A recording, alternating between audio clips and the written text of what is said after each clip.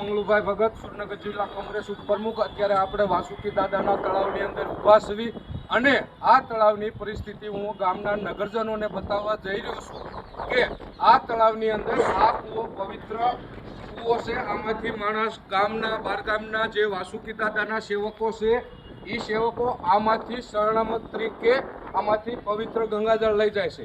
એ કૂવાની અંદર અત્યારે માછલા મરી ગયેલા કેટલાય પડ્યા છે। આઈનપા પણ હું તમને દેખાડું। આ પરિસ્થિતિ થાન નગરપાલિકાને મોન્સૂન યોજનામાં આ રિપેરિંગ કરવાનું હોય અને કરોડો રૂપિયાની ગ્રાન્ટો આવવા છતાં અમારા ગામનું ફક્ત ને ફક્ત વાસુકી દાદાનું તળાવ એક છે।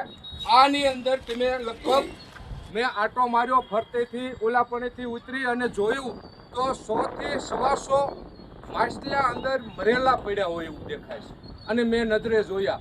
તો આ સનાતનની સરકાર કહેવાય છે।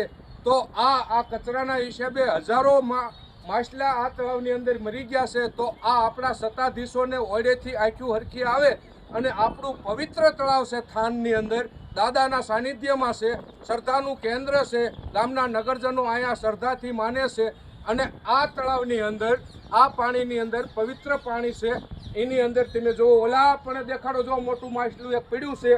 આવા તો હજારો માછલા અંદર ગામની તળાવની અંદર પડ્યા છે અને આ પવિત્ર તળાવની અંદર અમારે એક નગરપાલિકાને એ પણ કહેવું છે કે સામે તળાવની અંદર શૌચાલય બનાવ્યા છે। આ શૌચાલય જો એમનામાં તાકાત હોય તો આ શૌચાલય કાઢી અને બહાર કોઈ પણ જગ્યાએ મૂકે। આ પવિત્ર ગામનું શ્રદ્ધાનું કેન્દ્ર તળાવ છે, એટલે મહેરબાની કરીને તમારી સત્તાધીશોની આંખ ઉઘડે એ માટે થઈને હું અત્યારે તળાવે આવ્યો છું અને આ માછલા આ તળાવ થોડુંક સાફ સફાઈ કરી અને સારું કરો એવા ગામના નગરજનોની પણ વિનંતી છે અને મારી પણ બે હાથ જોડીને સત્તાધીશોને વિનંતી છે। જય હિન્દ, જય ભારત।